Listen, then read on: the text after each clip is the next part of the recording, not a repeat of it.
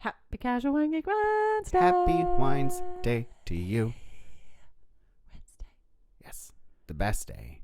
Hi, friends. Hey, friends. Thanks for tuning in. That looks tasty. Casual Wine Geeks, here for your listening pleasure. Yeah. Good morning. Doing the Lord's work. Or evening. Hi, Brandon. Hi, Amanda. I'm so happy to see you. Hey, how's it going? Cheers. Cheers to you. Love your face. I love your face. Do you know what we just did is considered bad wine etiquette? Ooh. Are we talking about wine etiquette today? That's what we're talking about today. Yes, Yeah, nice so tie-in. we're talking about some do's, we're talking about some don'ts, we're talking about some soft maybes. Yeah, maybe some tricks or tips. Some guidelines. Do you have to stay inside these pictures in this coloring book? No, you can color outside those lines. Just don't be a garbage person. Just don't be a garbage person. Yeah. You know, play nice Oh with my the other gosh. kids. Let's talk about this delightful bubble that you brought today. We don't really have a theme because we're just kind of... We're talking about wine etiquette, so it's kind of like I figure days like today are kind of free days, so we pull out different things, yeah? Mm-hmm. So one of the bottles that I brought today was I just got back from Oregon to do a big tasting buying weekend. Right. So hello to all my Oregon friends that I met. I went to some amazing places, and one of the places that I tasted this weekend was St. Innocent down in Eola Amity, which is kind of the southern part of the Willamette Valley. Right. And I picked up some bubbles, and they had a 2007 Blanc de Blanc, and that's what we're drinking today. And for everybody playing at home, a Blanc de Blanc means it's Chardonnay. Chardonnay, 100% Chardonnay. Yeah. So Chardonnay grapes from the Oregon Willamette Valley, and it's a 2007. Disgorged in 2016. Yeah. I like that they have that information. Yeah, all the geeky You know, details for the are on geeky back. kids like us. But I think I love champagne. I love sparkling like this because the wine has had a few years to set and sit and get more depth and flavor, and those like yeasty brioche sitting on the lees kind of, and you have the fresh bubble. There's just this real slight undercurrent of butterscotch. Just a wee little bit. It's so good. But it's real lively. Yeah, there was only 94 cases that were made. The bubbles are very small. Very tiny. Yeah, it's from the Zenith Vineyard, produced the 108 Clone Chardonnay. It was disgorged in 2016. Dosage was at 0.7%, and they only made 94 cases. That's amazing. Yeah. And delicious. And I got one, and I was so excited. I like it. I brought a Bordeaux Blanc, which is a Sauvignon Blanc Semillon blend. I brought a Tempranillo from Spain. And then you have... I have an Italian red and a French GSM. Grenache Syrah Mourvèdre. Awesome. So we're just kind of all over the board. We're going to sip some stuff. We're going to talk about some rules and whatnot. And We're just going to find the edges of the table when you're at dinner. Yeah, it's... what's acceptable? A lot of these things I agree with. There are some that I wholeheartedly oppose. And we'll talk about that. Can we talk about the number one rule? Don't get the deads. Always bring two bottles. In wine etiquette, you should serve the ladies first. Well, traditionally. What if the only lady at the table is the one that ordered? What do you mean? So generally the person who ordered the bottle is the last person whose glass is filled. Oh. Right. Yeah. So they're the one who try it, and then everybody else is served, however much everybody else is served. And then the person who ordered it is, that was my only caveat. You know, that's interesting that you say that because when I order bottles at dinner and there's multiple people at the table, you're right. I'm always served last, no matter if I'm at a table full of men and it's just me as the woman and I'm ordering the bottle. If you're the one ordering the bottle, chances are you're served last because you're the one who ordered the bottle. That's so interesting. So the lady is not always served first. Right. It's sometimes more who is on whatever side of the person ordering. Right. I think it's the left-hand side, and then you go clockwise around the table. This is a very interesting question. It's like one of those Miss Manners questions because the ladies should always get their food first, in like a fancy restaurant. Well, if you have one server taking care of an entire table, that's one thing versus a formal luncheon where you have, everybody being served from the left by, you have food for 2 or 3 people and you're You know what I mean? Like, yeah. you have like service staff. I've been service staff. It's very awkward. So remember when we started and we cheersed, and I said that was an etiquette thing. Yeah, that. When clinking, clink glasses bell to bell. It reduces breakage and look your clinking buddy in the eye. So we were clinking like... That's bell to bell? This to me is bell to bell, not like lip lip to lip. Don't try to get fresh with me, Amanda. I am not here for that. Bell to bell, not lip to lip. Got it. I'm sure there's a joke there. Oh my God. Yeah, and also when you're pouring wine, you should always hold the bottle towards the base.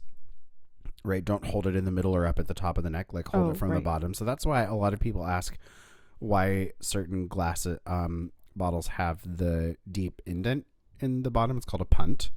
It's to you put your thumb in it and you wrap the rest of your hand around the bottle so that you have a really easy way to pour your wine. I'm not going to look at you because you are laughing and you are being inappropriate. I'm trying to educate the children.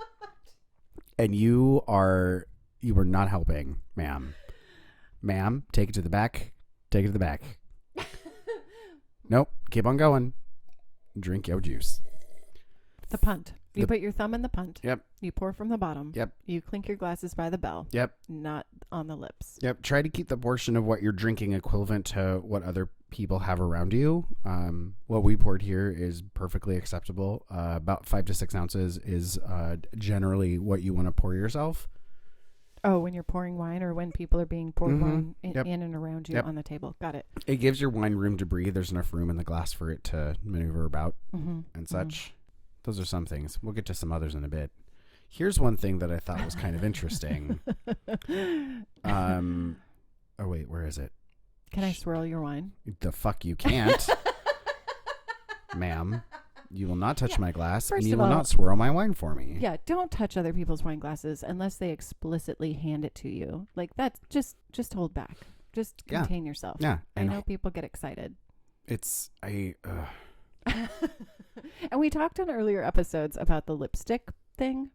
Oh, yeah. That's on quite a few of my lists. Is it? Yeah. Try and drink from the same place on your glass to, this is a direct quote, reduce unsightly mouth marks.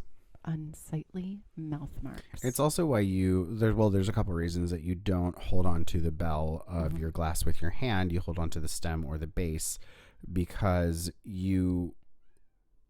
don't want the heat of your hand to warm the wine up. And B, you don't want to get your fingerprints all over because you won't be able to accurately see what you're drinking. Oh, yeah, because the glass will be all smeary. It'll be all obscured, yeah. Vino Obscura. Maybe that's my band name. That's definitely a hashtag. Let me find my pen. I found it. Crisis averted. So some of the other, so here's some interesting bits that I came across in terms of, there was one article that was broken down by when you visit a tasting room, here are some do's and don'ts.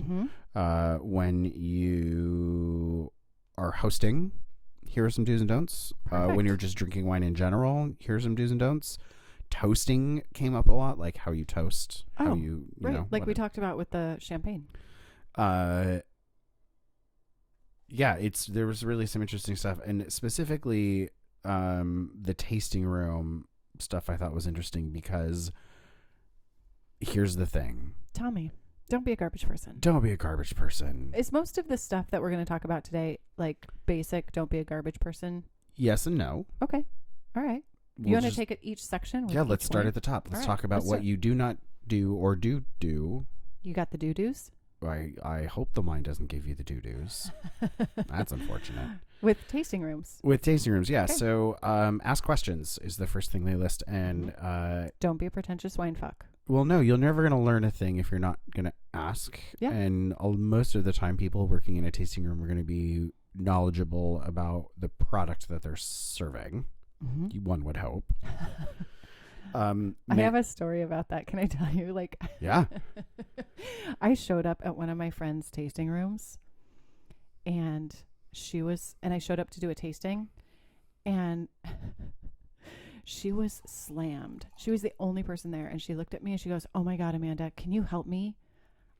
The only thing I knew about her wine was from when I had tasted her wine. I got behind the counter and fairly knowledgeable. I can keep a conversation going, and it ended up working for her for like a couple of hours and kind of helped through the rush. So it can get crazy. Yeah, it's crazy. It can get pretty crazy. It's crazy. But anyway, yes, the people there working, they probably have some sort of knowledge about the wine that they're serving. Yeah, for sure. Another thing they talk about is manners and how they matter.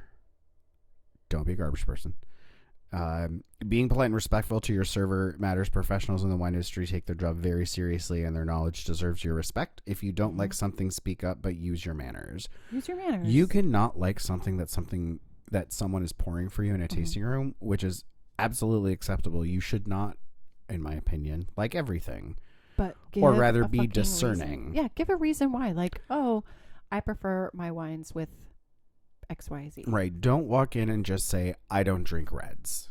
Yeah, that's not helpful. Don't walk in and just put up a hissy fit about whatever. Well, you guys pour Chardonnay and I hate Chardonnay. Well, then why the fuck did you walk into this goddamn tasting room? Right. And if you want to take a pass, right? Like, no, thank you. I'll wait for the next. Yeah. And that's absolutely totally acceptable. fine. No one should scoff at you. And if they do, kick him in the knees. Don't kick him in the knees. I mean, I'm not advocating violence. Please don't kick him in the knees. But kick him in the knees. You can take a pass on a tasting. Like, oh, for sure. If there's 4 or 5 wines that you're tasting through and you're like, I'm going to pass on the whatever.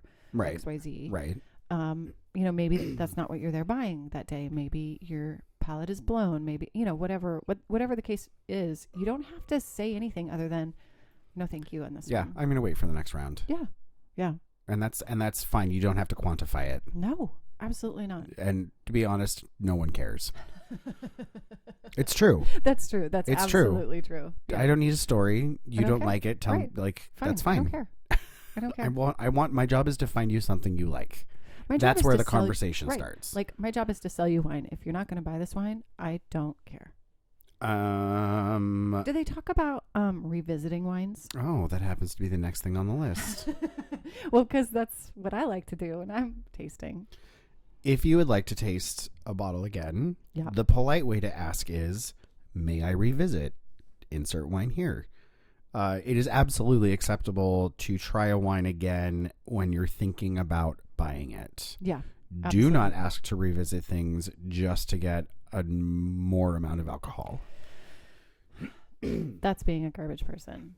Yeah, it's just not. It's you're not there to drink a glass of wine. You're there to taste. It is a tasting room. Yeah, and if you want to drink a glass of wine, buy a glass of wine. Order a glass of wine. Yeah. Yeah. No. Don't milk the system. We're onto you. We see you, and we're judging. Right, because you've been drinking and we are stone cold sober. Yeah, and this kind of goes into the next one, which is follow their rules. When you're at the winery or the tasting room, do not argue with them about their rules. This is their place. This is their liability. They can kick you out for looking at you wrong. Absolutely. You set the rules in your own home. Yeah. Honor the rules that these people have set in their place of business, because things can happen when alcohol is involved. Yep. There are a lot of... you're liable for a lot of things. Ooh, I got a story. Can I tell a story? It's really, really important that when someone pouring alcohol for you says you are done, you're done. You're done. Yeah. Because if you, I'm sorry, I'm getting all serious. No, that's okay. That's okay. This is the part of the job that I take hard. really, really seriously. Yeah. And it's really tough because I've worked a tasting room where the tasting room closed at 5. At 4:45, we don't serve anymore. No we're glasses, done pouring. No tastings, no bottles. If you haven't come in by that time and like done your thing, you can come in and buy something and take it away, but we can't serve any more alcohol. And we had a group of people show up, 8 people at 4:45. We were closing at 5. They wanted a tasting. Nope. And I said, we said, I'm sorry, we can't do a tasting, but we can, if you'd like to buy a bottle, we could wrap this up for you and you can take it with you. For sure. So they're like, fine. And they bought 4 bottles and they left. We thought they went outside and opened them up and drank them at the picnic tables. Now, That is not cool. Not cool. When we said, I'm sorry, we can't do this, we're closing in 15 minutes. You can take this with you. This was not in an urban setting. This was like private property. okay, that's on different. a vineyard, way out in the middle of nowhere. Yeah. Yeah, like, no, that's you not. don't do that. No, that's unacceptable. Like you have to go through a gate, right? And then drive through you the bought vineyard. those bottles of wine and you can now leave the premises. You can leave. We're closed. The you gate don't have to go closes. home, but you can't stay here. Yeah. So just be nice. Like go to a tasting, observe the rules. If they say no animals, don't take any animals. If they, right? Like if they say, I'm sorry, we're not pouring anymore, be gracious about it. Maybe buy a bottle because you're being gracious about it. Right. And leave. Yeah. Like, yeah. Just leave. There's lots of bars that are open that will serve you. And this, yeah, I don't know. I feel like that also goes into this next bit, which is about pacing yourself. This is not a place of overindulgence. A tasting room is not. It's a tasting for you room. to get shitty. Yeah. Yeah. And no one working behind the counter appreciates you. No, absolutely Just not. be aware of that. And if you're being an asshole, like it's don't be an asshole. Just don't be an asshole. Yeah. Do they talk about the spit buckets? Yes, absolutely. Spitting is okay when you're wine tasting. In fact, Totally it's encouraged. Encouraged. Yeah, absolutely. A lot of the times when we are going spots, I'll take 1 or 2 sips of thing and I'll dump the rest of it out because I'm pacing myself. I'm trying to taste a little bit. I'm not trying to blow my palate out. Make sure you drink water. Yeah, take a bottle with you. Take a snack. Take a snack. Get yourself a snack pack. Do you like a goldfish? Do you like a cracker? Get the little peanut butter cracker Ritz things. And, get just something to stick it in your give day pack. To give your mouth a break just between all that. Wine's a really acidic beverage, right? So you need You need something. Take some cheese. Hey, maybe you have a dairy next door and you just go and visit. Cheese at your fingertips. I don't know. That's so funny. Yeah, take a snack, take water, and you can spit. Like when I go wine buying, I will go and visit 6, 7, 8, 9, 10 different places in a day and taste through 4 or 5 or 6 different wines at each different place. I'm not drinking. I'm spitting every single time. And if you don't want to spit into the spit buckets, most places have little cups, like paper cups, or that you can then, pour into the spit, spit into discreetly, pour into the spit bucket and throw away. Yeah. Yeah. I've seen those in a lot of places that tend to be pretty popular. Yeah. Where it's more, take this and mill about and, come back and see us when you're ready for the second round. Yeah. For sure. Absolutely. I think maybe it's sort of the whole snacking thing is it's also too important to remember. Don't eat anything like mints or chew gum or have coffee or Take bland food. It's a piece of fucking cheddar cheese and a goddamn cracker. Like, don't go crazy. Don't have it smoked. Have it be as mild as possible. Maybe it's a white cheese. Maybe it's just a chunk of mozzarella. I don't know. Yeah, mozzarella is great. Baguettes are great. Yeah, just a chunk of bread. Goldfish crackers. I love goldfish crackers. They have those at Trader Joe's. They have the little tiny Ritz cracker sandwiches with peanut butter in the middle. I love those because the peanut butter kind of coats your belly after all the acid and you don't want to be tasting on an empty stomach. No, have a big breakfast. Like do brunch. Have a big breakfast. Lots of protein, lots of slow digesting food. Yep. Yeah. Faux show. Tasting rooms. Wow. Maybe leave a tip. I always leave a tip. Now, tasting room attendants are not bartenders, and usually they don't get tipped. Generally so. However, when I was working in tasting rooms, the people that left tips were wonderful, and we were very grateful. And it's a hard job. It's a really hard, and you have to have a lot of knowledge. You have to be totally on point. Yep. It's absolutely leave a tip. I usually take $10. Between $5 and $10 for each place that I'm gonna go for my tasting adventure. Yeah. Because these people, they don't. Now there are some tasting rooms I have been to that absolutely will chase you out the door and give your money back to you. They do not take a tip at all. And if that's the case, say, okay, thank you. Yeah, thank you. Right, absolutely. Be gracious. Yeah. But be prepared to leave somebody. Leave your tasting room attendant. Yeah, I usually like to just toss in $5. Yeah, $5 is especially if we're just tasting, we're not purchasing a bottle. And really, if you're there, like, think about trying. I like to try and get at least one thing everywhere we go.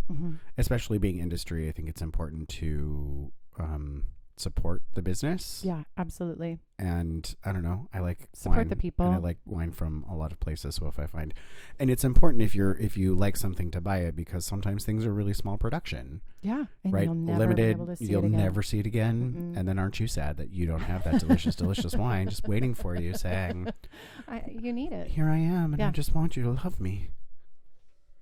I don't know what that was. Wine just wants you to love it. Well, it's yeah. It's desperate for your attention. When you're hosting, yes. Is this a separate section? Yeah, we're moving on to a different Can section now. I open another bottle? Oh yeah. Who are we slacking off on? Yeah, I figured with each section we'll talk about a different wine. Is that okay? Yeah. So this is about if you are the host. Okay. Let's taste your Bordeaux Blanc. Oh yeah, let's do that. So I brought a Bordeaux Blanc, which is from Entrees du Mer, which is South Bordeaux. This is on the dry side. It is 50% Sauvignon Blanc and 50% Semillon. So it is fresh and fruity with bright citrus and tropical aromas, delicate crispness on the palate. See, when I smell it now, it smells like the kaffir lime leaves compared to earlier. Yeah, we opened this earlier because it's a 2014, so I wanted to give it a minute to kind of... Yeah, and it had a very like banana pithy kind of smell to it. Not banana, but the weird stringy pithy stuff. Mm-hmm. Oh, that's tasty. I dig that. Yeah. It's got some weight. The acid's kind of calmed down. Good stuff. All right, so you should uncork quietly. When you're opening a bottle, do it quietly without bringing attention to yourself. This is especially important if you plan on serving champagne at your tasting. This isn't a party. Try to avoid sending your cork flying across the room. Unless you're here to saber a bottle. Yeah. And that's a show. And that's a show. It should be quiet. It shouldn't interrupt what's happening. Right. As much as people say they love the sound of champagne popping, it's champagne shit. Champagne corks popping. Hey, listen, I got up at 3 a.m. today. Yeah, it's been a long day. I'm coming at you a little cross-eyed this afternoon. You're welcome. Yeah, you should be so lucky. Hold the bottle towards the base, right? Yep. Like we've talked about. Equal portions. Don't pour more into your glass than any of your guests. I think that's kind of common sense. Unless it's a really good bottle and you don't want to share. Also, don't be an asshole. Wine is meant to be shared. Wine is meant to be shared. If you have enough food, you build a longer table, not a wall. Yeah. Right, exactly. That's all I'm saying. Wine is supposed to be shared. Although you may not be an expert, you can share how you came across this particular bottle. Oh, so just talk about the bottle. Well, that's dumb. As a host? Yeah. What? I don't know. Like for a dinner party or like a... Yeah, that's what it says. Huh. I mean, I would hope that you know what you're pouring if it's like a fancy important dinner thing. Yeah, I guess. Or maybe... I don't understand. Essentially, they're saying know what you're pouring. Like, know about the grape in the bottle that you're pouring. So here's the thing, though. I don't mean to interrupt you, but I think that's sort of pretentious wine fuckery, because if you're having a party with some friends and you're paying $10 to $15 a bottle, like, don't fucking spend time going and researching the bottle. Like, here's a great bottle of red that is going to go great with this. Like, you don't have to do a fucking presentation. Like, no, I think read your audience, right? If it's you or I, it would be, I would like to know about, here's a weird thing that I don't know But you would ask about. a question. The person pouring the bottle isn't going to just start into this long diatribe about the bottle. Oh, right? fuck no. I'm not here to give you a goddamn PowerPoint. Yeah, that's what I'm saying is, like, if you're pouring a bottle, I would hope that you either are familiar with the wine or know about the wine, but don't go off on the wine unless somebody asks. Oh, yeah. No, absolutely. Right. General conversation chit chat is what I'm saying. Like, oh, this is from the south of Italy. Oh, this is a grape that's not grown in a lot of other regions in this area. That's fine. Right. That's it. That's all you need. Interesting. Here's a weird... I don't mean to get up on my little high horse. Oh, no, you're totally fine. Around, but well, and that's what's interesting about Wine Etiquette is it's a lot of really strong opinions. Yeah, it is strong opinions. And things that are, I think, generally a little flexible, right? Like, just know your audience. Like, I come at it with a lot of, geekery, and I can definitely be like, oh dear Brandon, rein it in. No one cares what you're talking about right now. We don't care if this is like the well, you know, 13th Tempranillo meal. actually has like 50 different names depending on the area that you're in. And well, you know, it's really interesting because of how they blend it, but they do this fun thing with oak, and but it depends on if it's a Crianza or not. But you know, the oak they like is American because they really dig the kind of toasted coconut notes that come from that type of oak, but it's from the oil and not the tan, right? Like, It's nap time at the table, then. I'm that person. You're adorable because you're so passionate about wine, and I a lot of the feedback that I've received from people about this podcast is they love this podcast because we're so passionate about wine and not pretentious about the stupid shit. Right? Like, you can get pretentious, but you can also be geeky and passionate and lively and fun and make it something to be enjoyed. Oh, 'Cause yeah. it is. Absolutely. It is. I don't need to put on a fancy dress to drink a great bottle of wine. Oh, no, absolutely not. I need to just get up in the morning. And here's the other thing is that, you know, I'll run through that whole like geek out for a couple of minutes and I'll be like, oh, sorry, I was geeking out. Anyway, and then just continue. Like, I recognize that I just put you all through that, but you're going to sit through it for another 5 minutes until you just sort of wander away. Right. Because which happens, I'm and that's okay. And it's going to be great. And get off my, yeah. Mm-hmm. I talked to my dog about how much I love wine. I talked to my dog about... Well, Douglas the wine dog needs to be talked to about wine. Hey, he needs to be educated. Education starts in the home. Y'all. It starts in the home. Okay, so... Can we talk about drinking wine in your home? Is there etiquette about drinking wine in your home? Well, it's sort of just... Are they going to rein me in on my wine drinking habits? Oh, no, I don't think so. I think this is just drinking wine in general, but some of these have to do with especially like in your house. In your house. All right. All right. Should we next? open another bottle? Oh, yeah. Will you pour me that Tempranillo? I brought a Tempranillo today. Do you want to tell me about the Tempranillo and the American oak that is used? Nope. Rewind about a minute and a half and you can listen to that bit. All right. Perfect. So a lot of the stuff that I came across had to do with toasting. Oh. And when you're toasting with wine glasses, be sure to clink the bell to bell. This reduces the chance of breakage and spillage. By holding your glass by the stem, you avoid heating up your chilled wine from the heat of your hand, right? Like we talked earlier. About. So, and not lip to lip. Mm-hmm. And this is also leads into, again, the stemware. Drink from the same location on your wine glass to avoid mouth marks, especially if you're wearing lipstick. Let me tell you a thing. Boys, when you're wearing lipstick, drink out of the same part of it. Hey. Yeah. Regardless of your gender, people wearing chapstick. Yeah. People wearing lipstick. All the lip gloss. Lip all balm. The lip things. Anything. The moisturizers on the lips. Drink from the same place because cleaning that shit off the rim of a wine glass is terrible. It's agonizingly obnoxious. It's terrible. It's terrible. I mean, do what you want in your own house, but don't put somebody else through it. So this is a Spanish Tempranillo. Yeah. Did you smell it yet? I did.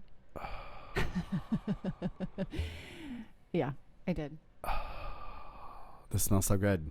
We're going to drink so much Spanish wine next week. Well, actually, a couple of weeks ago. Oh, that's right. This is the future. Yeah. We're from the past. Are you listening to the future? Pay attention. Yeah. We don't even have to go 88 miles an hour. Is that how you get to the... what? Back to the Future. Oh, I've never seen it. What? Why are you always shocked when I tell you that I haven't seen things? Back to the Future with Michael J. Fox. And Christopher Lloyd. I know who's in it. I've just never seen it. In the DeLorean, it goes 88 miles an hour and it goes back to the future and they time travel in a DeLorean. I know what it's about. I've just never seen it. Oh my God. It's the most amazing set of films. I will say set of films. They did time travel right. I saw the one where they were in the Wild West. I feel like there was a stagecoach. Yeah, that's the third one. And you have to watch the first two before you watch the third one because the third one doesn't make sense unless you watch the first two. No, well, I was 10. Oh, all right. What do you think of the Tempranillo? I think it's tasty. I think it's delicious. I think that you should take the time to sniff it. It's important to, when you are tasting wine, give it a good look about. Make sure it looks clear and not flawed and cloudy and maybe has particles. Mm-hmm. You want to give it a good sniff before you swirl it. Before you fucking swirl the glass. It's really important not to swirl it and then sniff it if you're in a more professional tasting area. if you're at home and you're drinking out of a fucking coffee mug, I don't give two shits. Right, but you need to spend some time. And on an early episode, I went off the rails about a tasting room person swirling the glass of wine before giving it to me. There's so many delicate aromas that are captured in this wine before you swirl it, because once you swirl it, you like agitate the ethanol, and so you're going to have more alcohol. Different flavors. It's going to cover up a lot of the characteristics of the wine at first. At first, yeah, of course. So before I swirled this glass, it smelled of deep cherry. It smelled of like bright blackberry, and then I swirled it, and it was like menthol. Yeah, just menthol. And that'll blow off in a second. It'll blow off, and I'm sure I'll get the secondary and tertiary flavors for sure. If you have a cold, you probably won't be able to appreciate the wine to its fullest. That is absolutely the God's honest truth. Last week, when I had a sinus infection, it's like, I think this tastes good. Yeah. I think this is tasty. Yeah, we recorded last week, faults, flaws, and fuck ups, and it was perfect because you didn't have to recognize flavors. No, thank God. Thank God. So after taking the time to sniff, it's important to take the time to taste. When you're taking the first sip, you need to let the wine kind of swirl around your taste buds. So when people are making that weird, I'm going to be obnoxious. Oh, there it is. Perfect.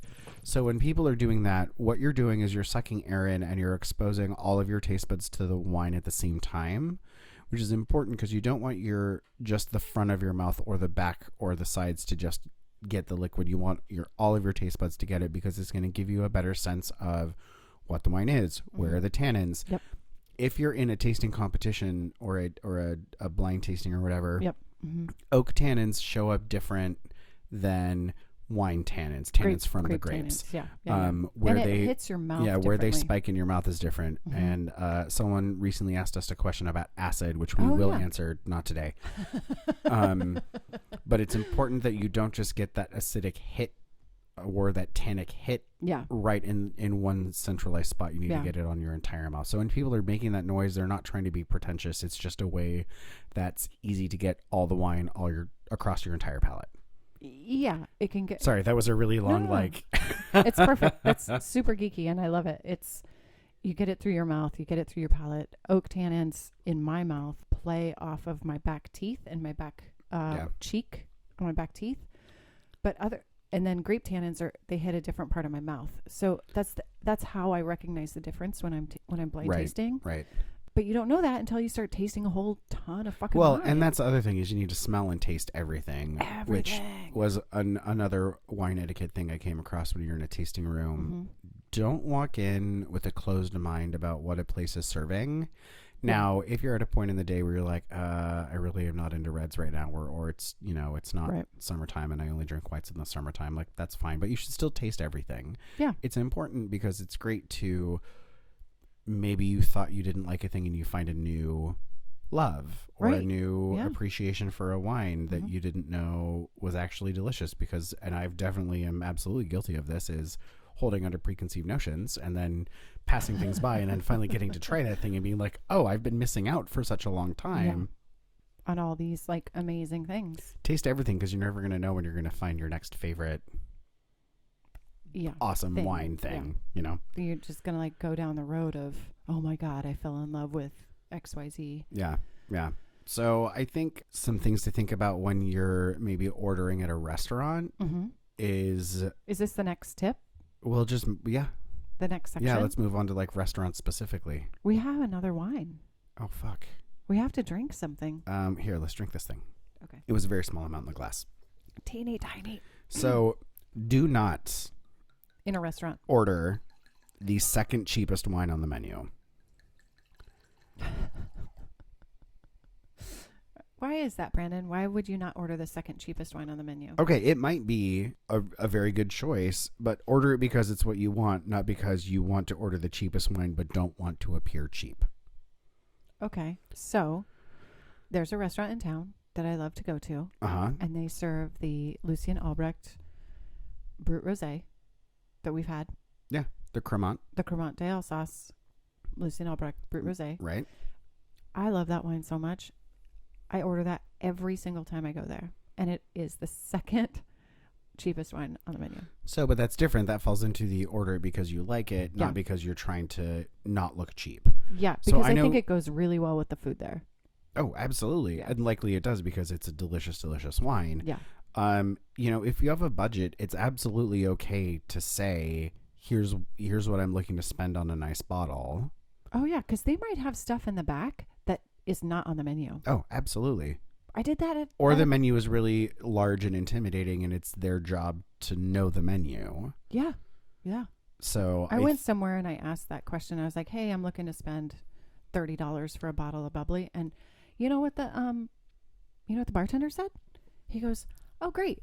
We just did inventory and I only have a bottle left of this, this, this, and this. They're all in your price range. They're half price because I need to get them out of inventory. I'll take all of them. Yeah, right? I was like, all right, you got it. You never know. You just ask. Yeah, for sure. A budget, regardless if you're in a restaurant or you're trying to buy bottles at a wine shop. Yeah. It's don't look. I've had people look at me weird when I'm like, what budget are you looking for? They're like, oh, you should know when you go how much you want to spend. I don't want to spend more than this. Perfect. That means I don't have to waste your time talking about all the shit that you aren't going to buy anyway. Yeah. Unless you want me to, and I will. Here's the thing, like people. There are 50 names for Tempranillo. We're talking about the coconut notes and the oak thing. Is how the Spanish just really like the somms, the wine tasting room people, the people in wine shops, even the wine stewards at your grocery stores. They just want to sell you wine. They don't want to sell you shit that you're never going to buy, right? For sure. They want to get a bottle of wine in your hands that you're going to love and take home and buy. I had a gentleman who used to come into the bottle shop I used to work at and it would just be like, here's how much I want to spend. Yeah. Build me a case. You know what I like. Perfect. Because he had come in enough times to like, we really kind of built up a rapport, and he was an awesome customer. He was an awesome guest. But it was super fun to have sort of the freedom of, here's my price range. Yep. Put a case together for me. Yep. Okay. I love to go into wine shops and be like, I want to spend $300 on this case. Right. And I want you to find me the best stuff from XYZ. Right. Go. Okay. Okay. I'll be back in 15 minutes. Right. I'm not even going to look. I'm just going to. Can I get you a water or a cup of coffee while you're waiting? Yeah. Try it out. Like, if you're listening, try it out. It is a fun game. Yeah. Well, and that kind of definitely leads into this next bit, which is about, don't be afraid to ask questions. It's really important that if you don't know something and you're curious, just ask, because chances are the person working there is geeky enough to really want to talk about it. Yeah, absolutely. How much time do you have? What are you doing when you're done with dinner? Yeah. And if they don't know the answer to the question, they're going to go find the answer to the question because they're like, oh, I've never thought of that before. You're a super geek like me. Because someone else in the restaurant is going to know. Yeah. Somebody in the restaurant, somebody in the tasting room, somebody else is going to know. And chances are, if you ask the right questions, you might get some good stuff. Yeah. You might get good information. You might get a bonus pour. You might get like... For sure. Absolutely. Hey, we just opened up this something. Would you like a taste of it? Yeah. Now, here's the thing that I'm going to have a little bit of a point of contention with. Yeah. Let's get the horses out. Don't sniff the cork. What? We always smell the corks. Now... Let's listen. I'm hyperventilating. Stop. Drink your juice. You're fine. In a nice restaurant, the server will ceremoniously hand you the cork for inspection, but wisdom has long since said that the cork tells you virtually nothing. You can check to see that it's moist, indicating that the wine was stored properly. Wine needs to be stored horizontally to keep the cork wet, to prevent air from entering and hurting the wine, but you have to smell the wine itself to determine whether it's flawed or not. Now, I believe that's true. You cannot tell a flaw by smelling a cork. No. I like to smell a cork because I like the smell of the bottom of a cork. Yeah. When we open bottles of bubbles, what is the first thing we do? Smell the cork. Smell the cork. Absolutely. And there have been waiters and waitresses that have pocketed the cork. Be like, hey, can I have that cork, please? And what do? We smell it. And I'm not looking for, is this wine corked? No. Is this wine flawed? I just want to smell it. I just like the smell of a freshly opened, really good cork. Yeah, and not only that, I also like to smell the differences between different kinds of wine when I'm given the cork, or when I pull the cork from the bottle. Yeah. Like, I want to know what that smells like, because at some point, at some time, I'm going to have to reference that smell memory. Yes. Which is it's like the kick-ass Rolodex that you build up in smelling everything around you all the time. There's tiny little wine diamonds. Oh my God, they're so sparkly. Yeah. Tiny, so sparkly. Tiny. Little Italian wine diamonds. Little Italian wine diamonds. Okay, here's another thing. Tell me. You need to look at the label closely. Yeah. If you're ordering something. Yeah. At a restaurant? Yeah. Okay. It is very important that the reason that they present the bottle to you is kind of under the impression that bottles are expensive in restaurants, and we don't want to open the wrong thing, and we want to make sure that you are getting the thing you asked for. Yes. It is easy to grab the wrong vintage. Yeah, the wrong year. It's easy to grab the wrong. You might have a producer that has, if you're, let's say you're Burgundy, and so you have one producer who makes wine from different vineyards, and everything is vineyard specific. And it's got very teeny tiny writing of what vineyard it is. Yeah. Oh God, fucking Burgundy labels. Ugh. I went to a restaurant and they served me the wrong year of Barolo, and I caught it before they poured it, and they poured it anyway. And I said, this is what I ordered. Were you presented the bottle and you said, okay, though? No, they presented the bottle and I said, that's not the year that I ordered. Oh, then absolutely not. And they poured it anyway. Nope. Mm-mm. Mm-mm. And I was just like, and I had to pay for it. And I was very, very upset. And I haven't been back since. Well, burn that place to the ground. But you like it, and I don't want to say what it is. I mean, don't burn that place to the ground. We're not trying to incite violence. Yeah, no violence. No being violent. Hugs, not drugs, kids. All right, give me a new one. Don't try to send the wine back because you don't like it or it wasn't what you expected. Now, ooh, that one's a tough one. That was a tough one. I don't think it's tough. It's not tough, but it is tough. It's one thing if you order a bottle and that bottle is corked or oxidized or if it has a fault or a flaw or in some way is fucked up, which we talked about the episode previous to this one. Correct. Just because you don't like it. Yeah. Tough titty said the kitty when the milk ran dry. Yeah, you're drinking that wine.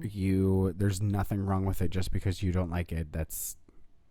And maybe if the server is nice to you, they'll take it back and use it behind the bar.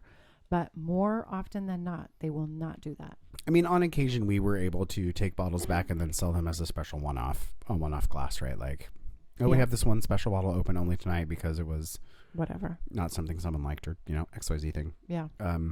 Which kind of leads into this next bit, which is do work together as a group to order wine or take turns choosing bottles. Okay, can we go back to the first one, though? Wait, which first one? The one previous to this.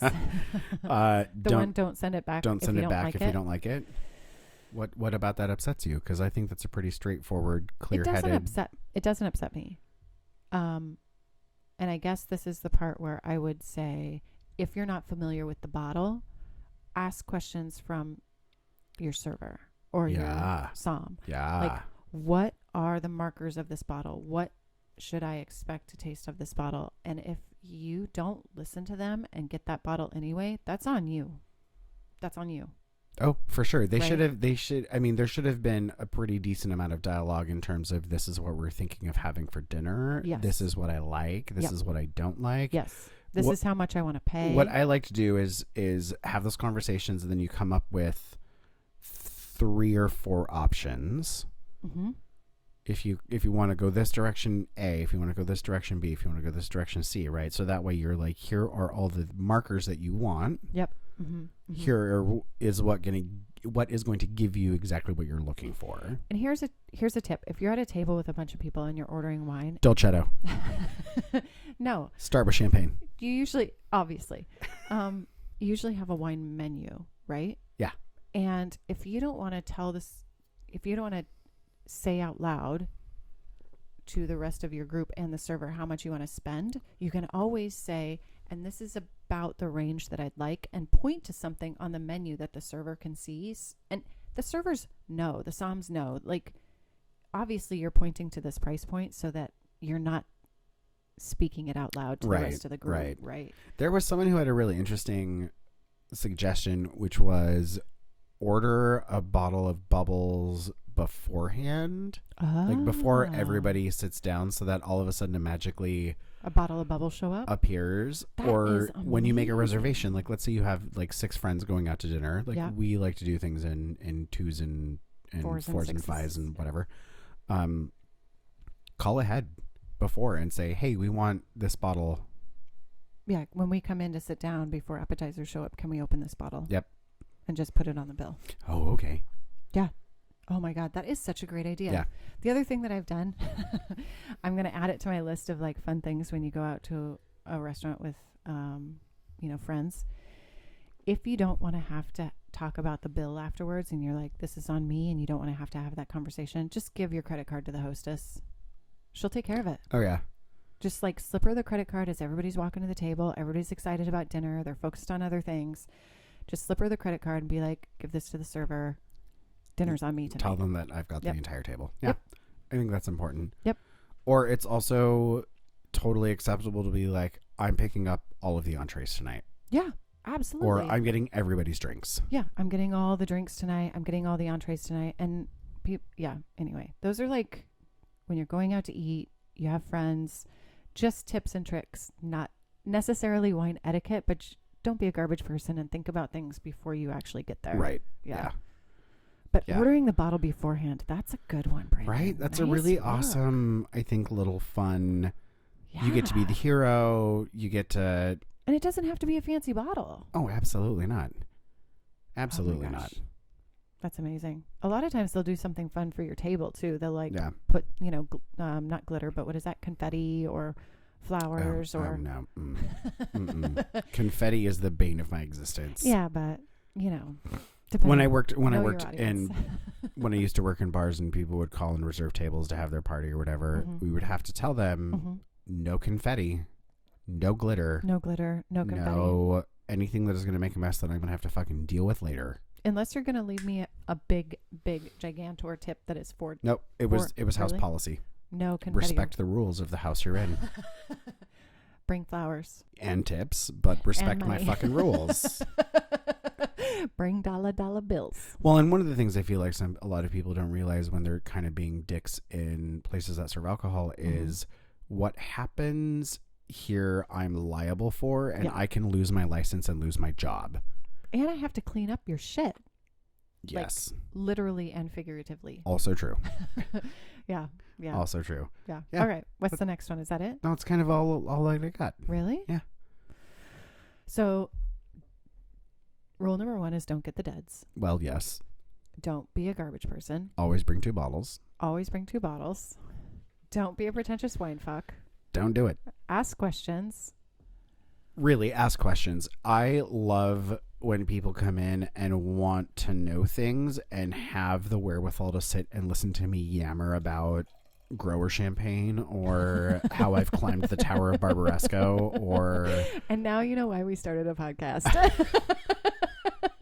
This is exactly why we started a podcast. Well, it's really interesting, actually. It all started in the country of Georgia. And, it was this one grape, Savarapi, that just really kind of kicked off everything. And, well, those are different. Those are different species. Is it a species? Is it a genus?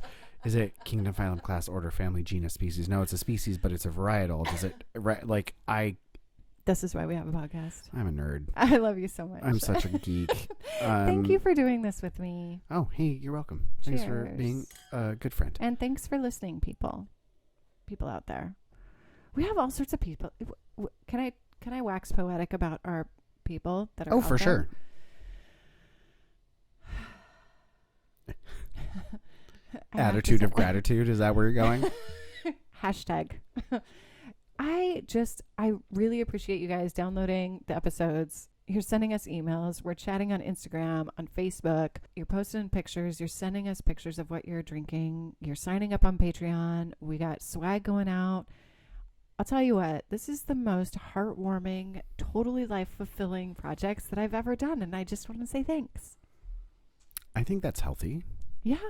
It's amazing. The support that we've gotten for this, the support that we have received for this little project that was born from us getting drunk way too many nights over a dinner table and finally, and people saying, you guys need a podcast. We can't listen to you anymore. You're someone else's problem now. Yeah. Or the internet's problem now. I just wanted to The internet is forever. So, think about that. Right. This is our legacy. I love it. You're welcome, world. I don't claim to know what the fuck I'm doing, but, Yeah, you're welcome. You're welcome. That's all I have to say. So sign up on Patreon, www.casualwinegeeks.com. There's a link. Yeah, do it. Yeah. Do it. It keeps us on the air, and we appreciate it. And then you get all the geeky... if you're a new listener, we post all of our episode notes. We post all the geeky details, plus bonus information, bonus episodes. There's a lot going on. Yeah. And you get swag if you're a Patreon member. Oh yeah, there's a whole sampler thing. pack coming. You just wait. Hop on that train. Yeah. Yeah, that's it. That's all I got. Really? Yeah. Well, cheers. Well, cheers to you. And cheers to everybody out there. And we love you so much. And this is the Casual Wine Geeks. Always take 2 bottles. Ciao. Bye-bye.